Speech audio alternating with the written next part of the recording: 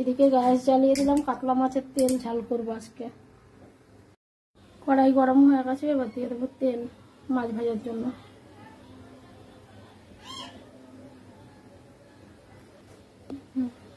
তেল গরম হয়ে গেছে, এতে দিয়ে দেবো একটু আটা।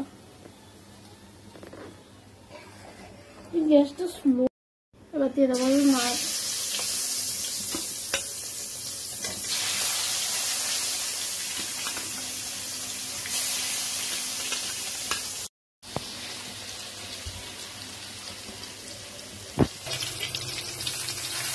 ভাজা গেলে আরেকটু ভাজবো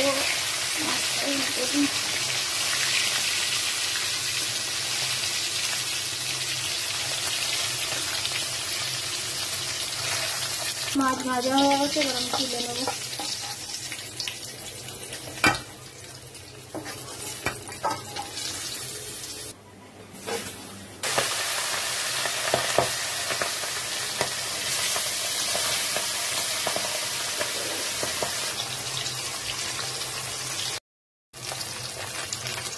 মাছ ভাজা হয়ে গেছে, সব তুলে নিলাম।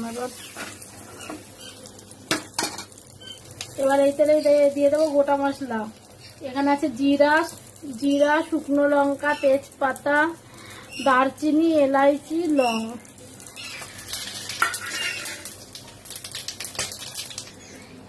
এতে আছে জিরা, ধনে, পেঁয়াজ আর আদা বাটা।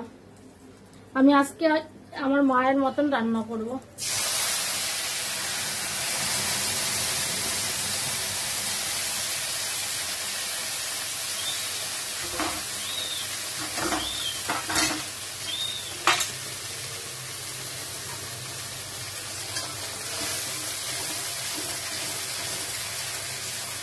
যদিও আমার মা এখন বেঁচে নেই, এই দুনিয়াতে নেই, কিন্তু মা রান্না করে খাওয়াতো, এটা ভালো করে মনে আছে কি করে করতো। এবার দেবো হলুদ গুঁড়ো, দেবো এতে লঙ্কার গুঁড়ো,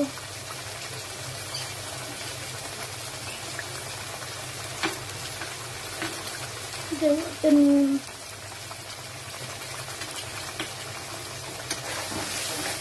মশলাটাকে ভালো করে কষাবো। তো দিদা যখন রান্না করতো তখন রান্নার সামনে গিয়ে বসে থাকতাম। তোর মাও করে এরকম।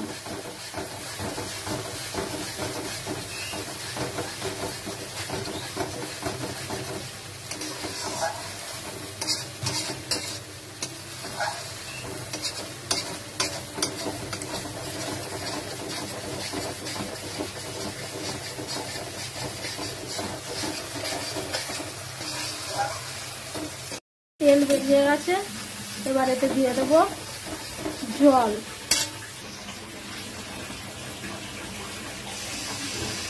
জল অল্প দেবো, এটা একদম গায়ে গায়ে হবে এই তরকারিটা।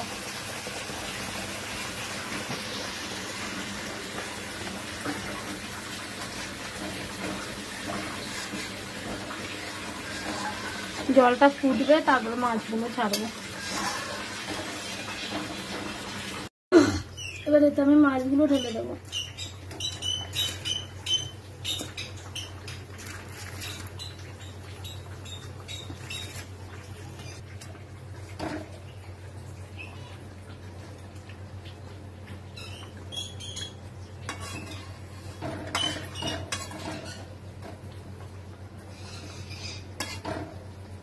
এবার এটা 5 মিনিট ফুটবে।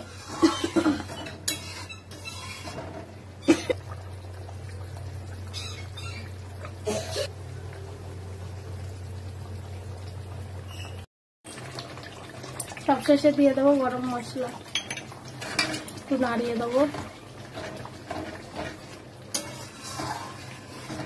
সামনে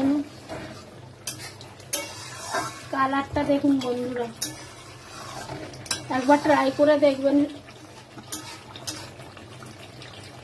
খুব টেস্টি এই তেল ঝালটা খেতে। একবার অবশ্যই ট্রাই করবেন, আর যদি ভালো লাগে একটা লাইক আর সাবস্ক্রাইব করবেন।